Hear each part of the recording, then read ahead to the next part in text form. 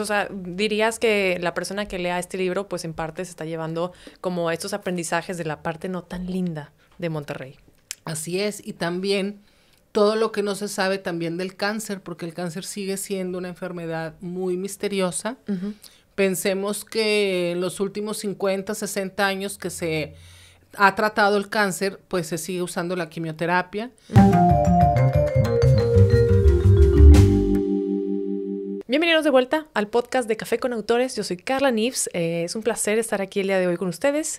¿Qué es Café con Autores? Café con Autores es una comunidad que buscamos enaltecer a los autores locales, a los autores en general y todo lo que tenga que ver con el mundo de las letras. Hacemos eventos presenciales, micrófonos abiertos de poesía, talleres, muchas cosas. Y el día de hoy estamos en una charla con María del Alba, con su nuevo libro Todo lo que no sabemos. Ya ha estado con nosotros con un corazón extraviado, pero es un placer tenerte de vuelta.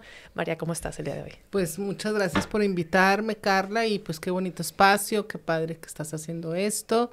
Pues tú siempre muy movida con todo lo que se refiere a la literatura, los autores, Monterrey y el café, por supuesto. Claro, haciendo honor con el café en la mesa. Así o sea, a mí es. me hizo falta el mío. No, ya me tomé el mío antes de llegar. Muy bien. Pues muchas gracias, María, por estar aquí. Digo, para la gente que no ha tenido la oportunidad de coincidir contigo, igual y cuéntanos un poquito sobre ti, quién eres, cómo llegaste al mundo de la escritura. Cuéntanos. Pues bueno, yo esta novela, que es Todo lo que no sabemos, ya es mi quinta novela. Wow. Sí, es un poco importante eso. La primera novela es del 2005, que fue A través de la ventana. Yo, bueno, además soy profesora de literatura, cine, estudios culturales en el Tecnológico de Monterrey, ya desde hace muchos años. Entonces, como que combino la docencia con la escritura. Entonces, pues ahorita venimos a hablar de textos y de literatura. Bueno, pues esta primera novela es del 2005. Salió con Planeta. Esa novela fue así como todavía un poco inexplicable para mí cómo pude publicarla en esa editorial, pero fue que quedó finalista en un concurso en España y entonces la editorial, digamos, la contraparte mexicana se interesó en publicarla, ¿no? Ah, ok. Y luego publiqué Antes del Olvido, de los 2011. Esa fue una publicación de Conarte, Nuevo León. Luego en el 2016 publiqué Lo que guarda el río, otra vez en Planeta. Esa novela pues ya es un poco más reciente. Y luego pues pasó todo esto de la pandemia. Sí. Que en la pandemia hubo pocas publicaciones en general, todos los escritores estábamos pues un poco a la expectativa, las librerías cerraron, ese fue el problema esencial. Sí. Y pues yo me dediqué mucho a escribir, de hecho escribí Un corazón extraviado y Todo lo que no sabemos, casi a caballo. O sea, la gente se sorprende de que, ay, qué rápido publicaste otro, pero se nos olvida que entre 2016, que publiqué Lo que guarda el río, y 2022, que fue Un corazón extraviado, pasaron 6 años. Claro, sí. Con toda pandemia. Entonces, en realidad, pues no fue tanto, ¿verdad? De hecho, esta novela, que ahora traigo, que se publicó el año pasado en septiembre, en Hachette Libre, es una novela que ha estado en mi cabeza desde hace décadas. Wow. Décadas enteras. Fue difícil para mí animarme a escribir sobre ella porque está basada en un crimen que ocurrió en mi familia y si bien la novela está ficcionalizada, pues sí tiene como esa base y pues era difícil como atreverse a escribir de este tema, ¿no? Claro. Finalmente me animé a escribirlo porque la hija de mi tío, el que fue asesinado, mi prima me mandó sus memorias de lo que ella recordaba de esa época de su vida, no de toda su vida, sino de esa época en la que perdió a su papá de forma trágica por ese asesinato. En las calles aquí de Monterrey, de hecho aquí muy cerquita de aquí, atrás del Parque Fundidora, de lo que hoy es el Parque Fundidora, en Nueva Rosita y Colón, por ahí fue donde él fue asesinado. Órale. Y en el 74, o sea, hace 50 años.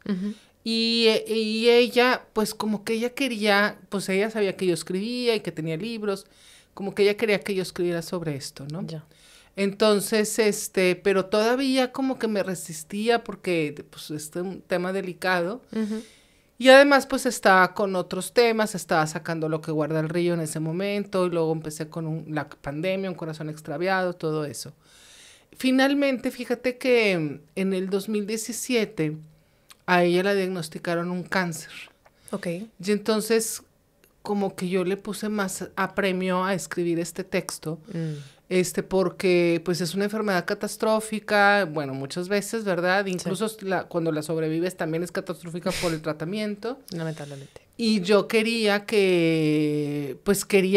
darle eso, ¿me entiendes? Claro. Entonces ya me puse a escribirla y ella de hecho leyó una versión bastante definitiva, no la definitiva, pero bastante definitiva de este texto. Y bueno, pues la entrevisté mucho y entonces empecé a unir, Carla, la parte del asesinato, que mi tío fue asesinado según la prensa de la época, que tampoco te lo puedo confirmar porque el archivo policial se perdió, pero la prensa del Porvenir y el periódico El Norte se lo atribuyeron a la Liga Comunista 23 de septiembre, que es un grupo guerrillero. Son los mismos que asesinaron a Eugenio Garzazada 8 meses antes del asesinato de mi tío.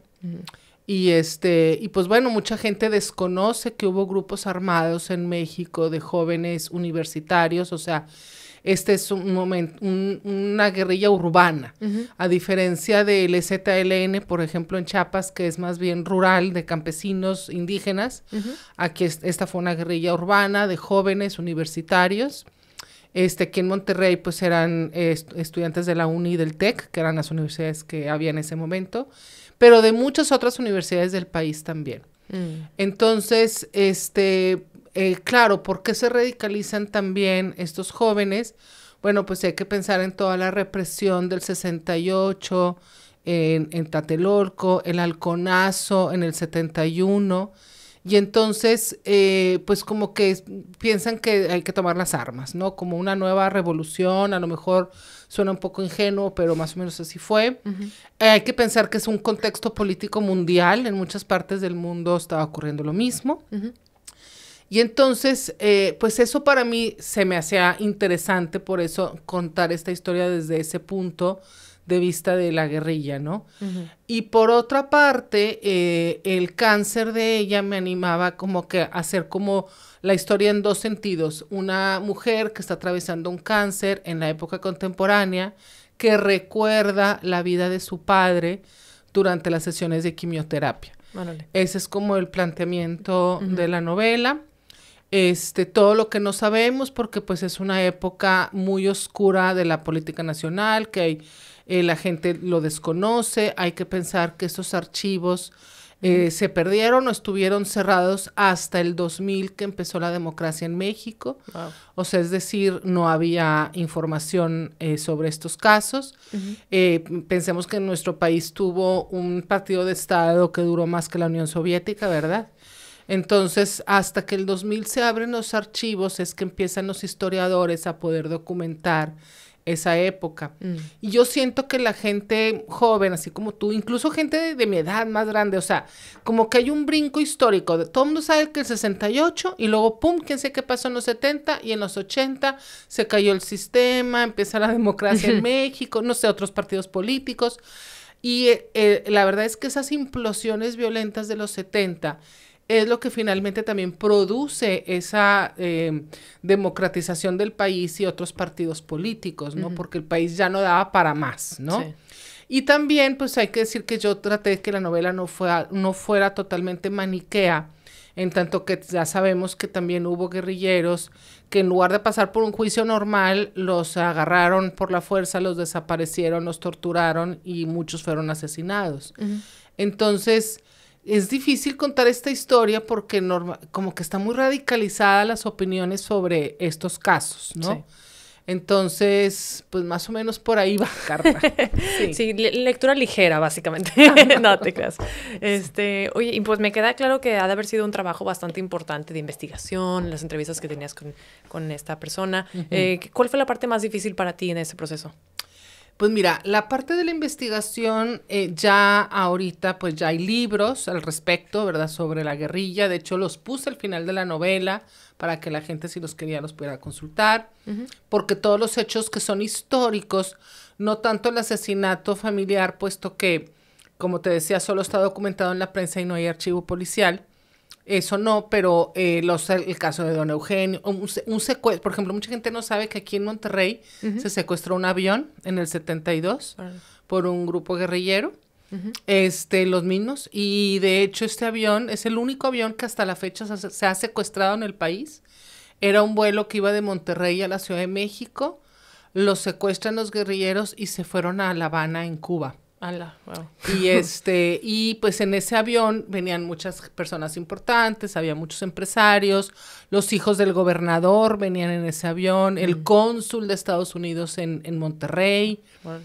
Entonces fue un caso muy sonado y además fue un caso, hay que decirlo, un poco divertido porque obligaron a los policías a quedarse en calzones. ¿En serio?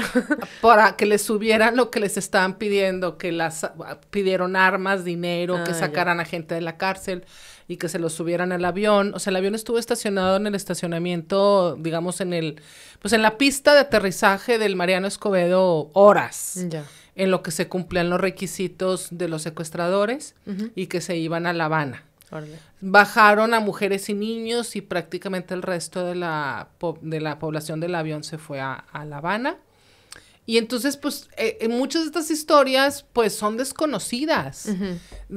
O sea, esta idea siempre de Monterrey como casi perfecto, la ciudad empresarial, industrial, o sea, todo así súper guau.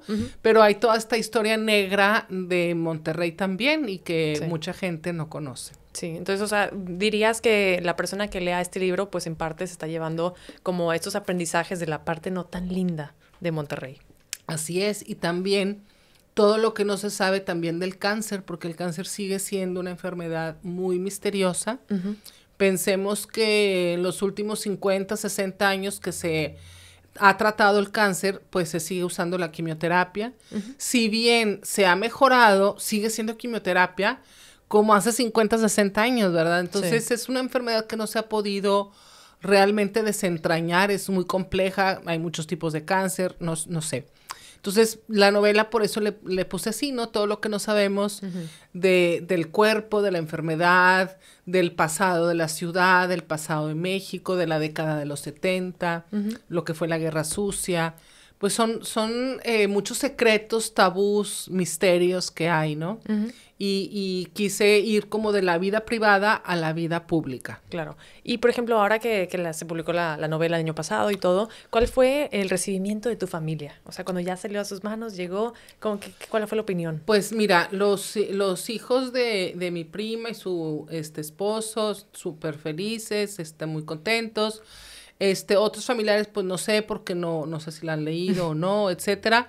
Es complicado. Mira, lo que es más complicado de este libro y que me ha costado, y no solo por la familia, sino en general por el público, es que hay mucha gente, Carla, que se acuerda de esta época y que todavía está viva, porque fue hace 50 años, hay gente de la tercera edad que perfectamente se acuerda, ¿no? Claro.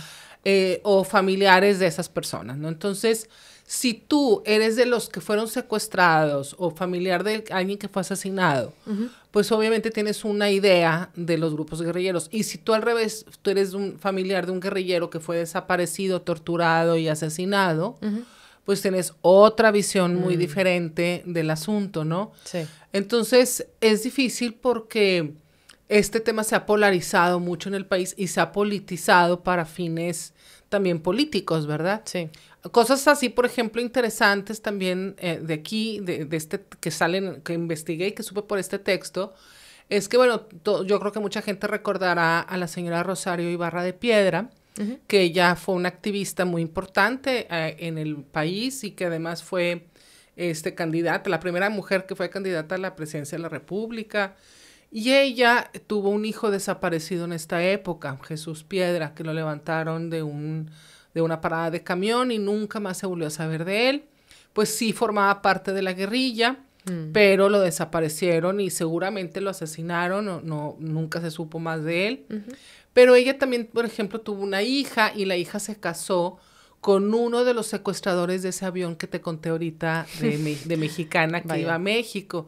Entonces resulta que empiezan a salir muchos personajes conocidos hoy en día y que todavía están, dentro de la investigación, ¿no? Entonces eso también, pues, tú sabes, o sea, no sé, o sea, siempre se pisan callos. Polémico. Y salen polémicas, sí. Y, digo, de toda esta información, ¿tú consideras que este libro tiene algún rango de edad ideal, algún lector, sabes? Ajá. Pues mira, yo en general pienso que no, pienso que este es un libro que apela mucho a jóvenes, porque los personajes son o niños o jóvenes, los personajes de la novela, y en el presente si hay una persona de edad madura, que es la que tiene cáncer, pero tampoco tan mayor, y que está recuperando como quiera esa época de su vida.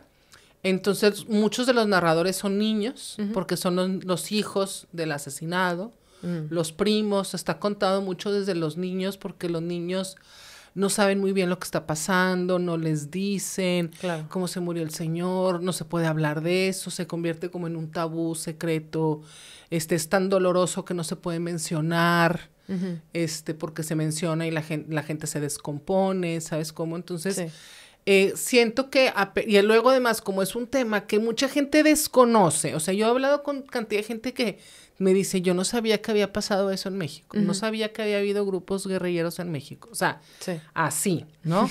Que me dicen, yo pensaba que don Eugenio Garzazada lo habían asesinado unos centroamericanos, y yo, no, eran estudiantes de aquí, de las universidades de Monterrey.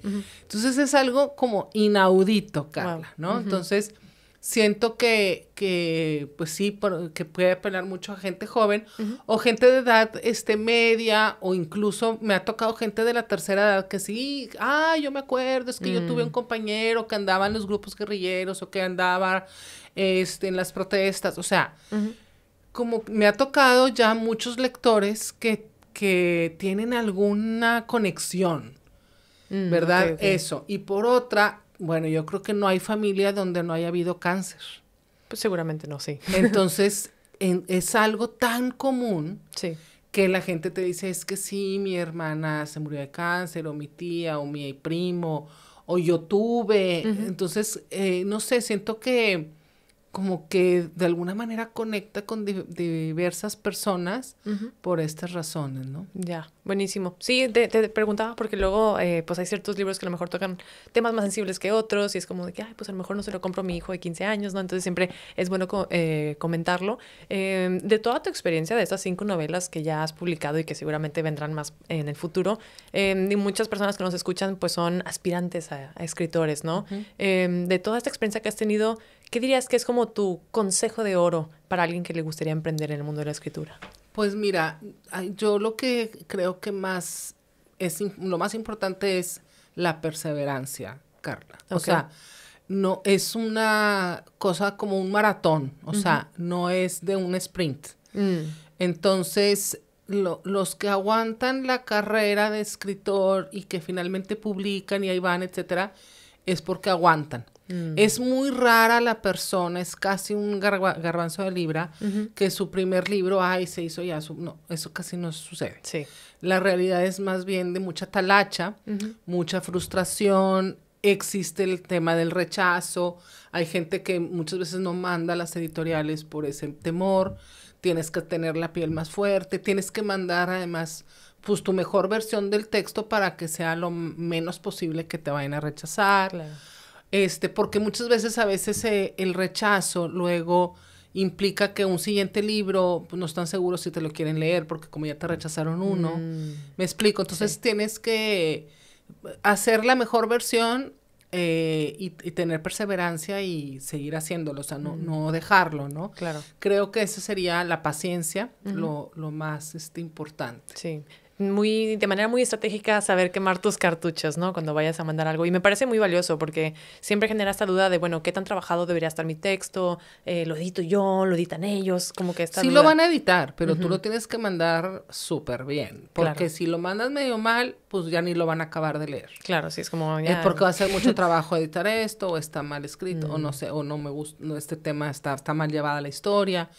Entonces, entre más puedas evitar eso, es mucho mejor porque a lo mejor dentro de 2 años, 3 años tienes otro texto y no te quieres quemar muchos cartuchos porque luego no hay pues tantas editoriales tampoco, ¿verdad? Sí, todas. Entonces, parte de la misma, ¿no? Eso es sumamente como que yo creo que importante. Pienso que esta novela de Todo lo que no sabemos fue una novela que me costó trabajo, igual que Un corazón extraviado, porque son ambas novelas, esta y la anterior, producto de la pandemia, y fue una época en general muy difícil. Entonces, por eso es que pasaron tantos años entre la tercera novela y estas dos. Claro. Porque fue de paciencia, de esperarte, que pase la pandemia, seguir escribiendo. Mucha soledad, es seguir escribiendo, puliendo. Sí. Digo soledad porque es lo que se necesita, ¿verdad? Para poder escribir. Sí. ¿Sabes? Entonces, pues es a lo que voy, o sea, aquí para el público que está escuchando, o sea, me da un poco de miedo, pero decirles es que, pues chavos, o sea, entre esa novela, la anterior, de 2016, y estas dos, pasaron primero 6 años y luego 8 años para estas dos. Entonces, tienes que estar dispuesto a eso.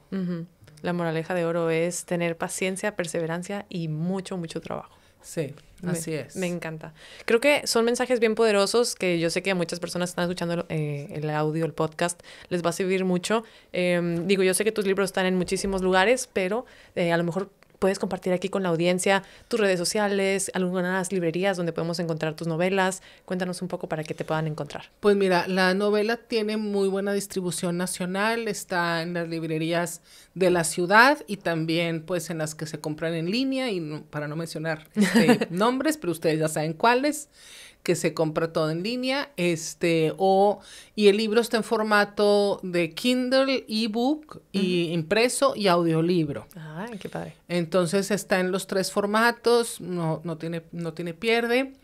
Y mis redes son de Instagram, @María de Alba-Levi, con VY todo pegado, chiquito, minúsculas.